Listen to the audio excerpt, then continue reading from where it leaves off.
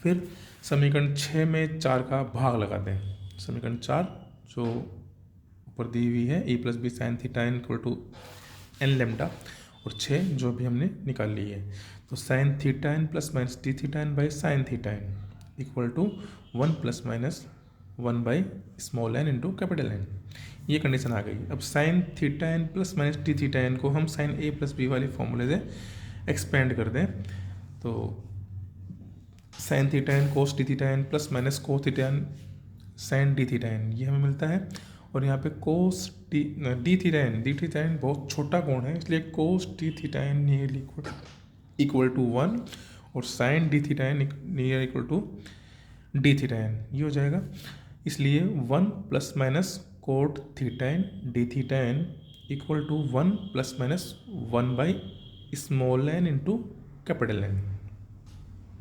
ये हमने इस क्वेश्चन से लिखा कि इसमें हमने कोस डी थीटा एन को रख दिया 1, तो sine theta n by sine theta n 1 हो गया, और साइन डी थीटा एन को रख दिया डी थीटा एन, तो cos theta n by sine theta n equal to cot theta N.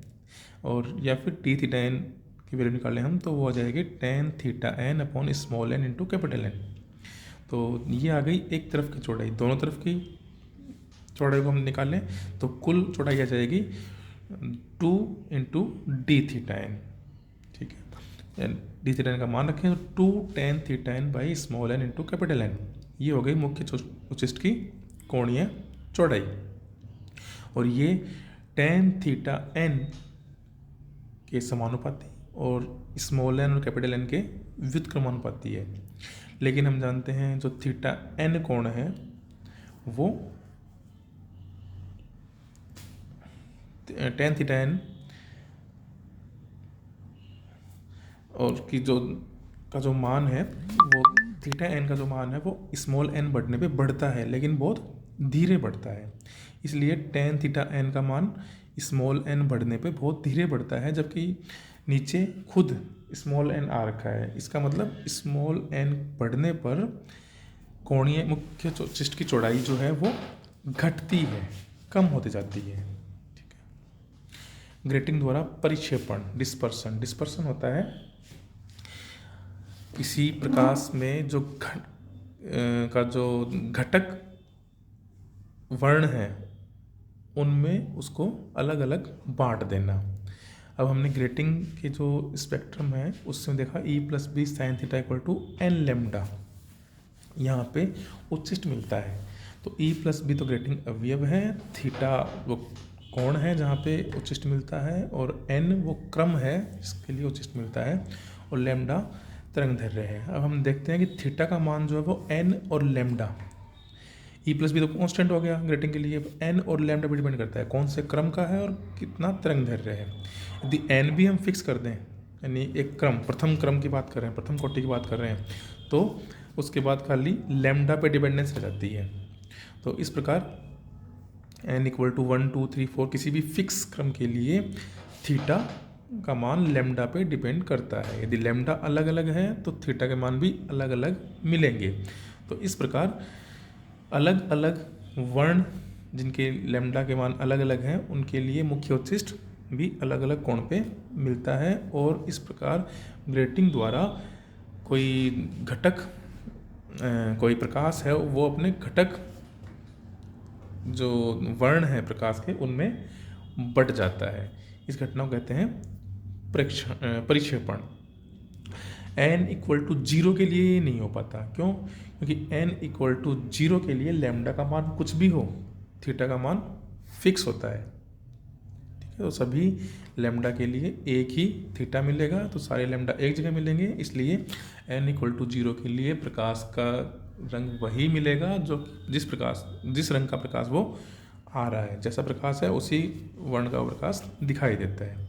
अब परिक्षेपण क्षमता कितनी है? परिक्षेपण तो हो रहा है, परिक्षेपण क्षमता कितनी है? परिक्षेपण क्षमता यानी लैम्डा के सापेक्ष थीटा के मान में कितना परिवर्तन हो रहा है, मतलब D theta by d lambda.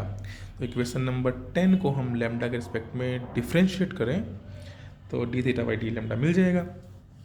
Okay, E plus B sine की जगह हो गया cos theta, d theta equal to N d lambda, यानी d theta by d lambda equal to N by E plus B cos theta. तो इसका मतलब प्रक्षेपण क्षमता एन के अनुक्रमानुपाती, जितना अधिक कोटि का वो वर्णक्रम है, स्पेक्ट्रम है, उतनी ज़्यादा प्रक्षेपण क्षमता होगी, उतनी दूर दूर वो कलर दिखाई देंगे। ग्रेटिंग अवयव के व्युत्क्रमानुपाती है, ग्रेटिंग अवयव जितना ज़्यादा बड़ा होगा उतने ही प्रक्षेपण कम होगा, यानी ग्रेटिंग अवयव कम होना चाहिए। कोस थीटा के व्युत्क्रमानुपाती है, थीटा बढ़ने पर कोस थीटा का मान कम होता है, यानी थीटा बढ़ने पर प्रक्षेपण बढ़ता है। ठीक है, इस प्रकार थीटा का मान अल्प होने पर cos theta nearly equal to 1, इसलिए d theta by d lambda equal to N by E plus b. इस प्रकार के स्पेक्ट्रम को नॉर्मलाइज्ड स्पेक्ट्रम, प्रसामान्य स्पेक्ट्रम कहते हैं। और दो स्पेक्ट्रमों की स्थिति के मध्य कोणीय अंतर उनकी तरंगदैर्घ्यों के अंतर के अनुक्रमानुपाती ही होता है। तरंगदैर्घ्य जितना अंतर होगा उतना ही उनके रंगों के जो स्थिति में अंतर होगा। स्पेक्ट्रमी रेखाओं का अतिव्यापन, अतिव्यापन मतलब एक के ऊपर एक स्पेक्ट्रम रेखाएं आ जाना। ये कब हो सकता है?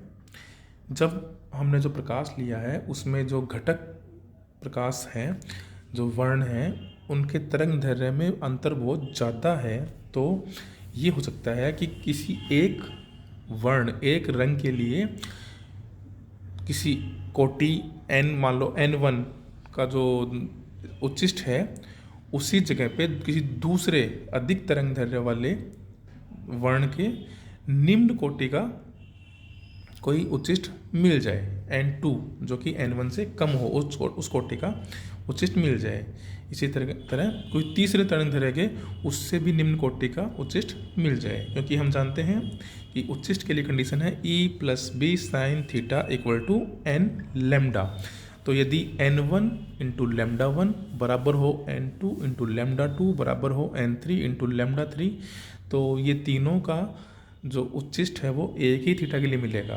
तो इस तरह उन तीनों के जो वर्णक्रम n1, n2 और n3 कोटि के वर्णक्रम है वो एक जगह ही मिल जाते हैं। इसे कहते हैं रेखाओं का, स्पेक्ट्रम रेखाओं का ओवरलैपिंग अतिव्यापन। अब इसके लिए हम उदाहरण लें, तो उदाहरण के लिए से कोई प्रकाश है जिसके अंदर लाल, हरी और बैंगनी कलर के घटक भी हैं। तो लाल के लिए 7000 एंगस्ट्रॉम लैम्डा का मान, हरे के लिए 5250 और बैंगनी के लिए 4200 एंगस्ट्रॉम, ये लैम्डा की वैल्यूज हैं। तो तीसरे क्रम का लाल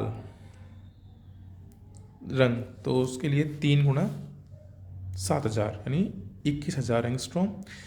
चौथे क्रम का बैंगनी यानी 5250 गुणा 4 यानी 21000 एंगस्ट्रॉम। और चौथे क्रम का हरा और पाँचवें क्रम का बैंगनी यानी 4200 गुणा 5 यानी 21000 एंगस्ट्रॉम। तीनों के लिए सेम एन लैम्डा की वैल्यू आ रही हैं, तो उन तीनों का जो उच्चिष्ट है वो एक ही जगह पे अतिव्यापित हो जाता है। तीसरे क्रम के लाल, चौथे क्रम के हरे और पाँचवें क्रम के बैंगनी रंग का रेखाओं का अतिव्यापन हो जाता है।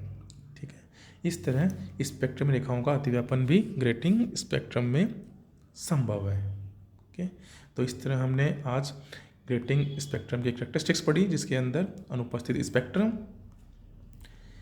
ग्रेटिंग स्पेक्ट्रम में अधिकतम क्रम संख्या किस क्रम तक का मिल सकता है, मुख्य उच्चिष्ट की चौड़ाई कितनी होगी, और ग्रेटिंग स्पेक्ट्रम द्वारा परिक्षेपण होता है, परिक्षेपण की क्षमता कितनी है, तथा साथ ही स्पेक्ट्रम रेखाओं का अतिव्यापन, ये पढ़े।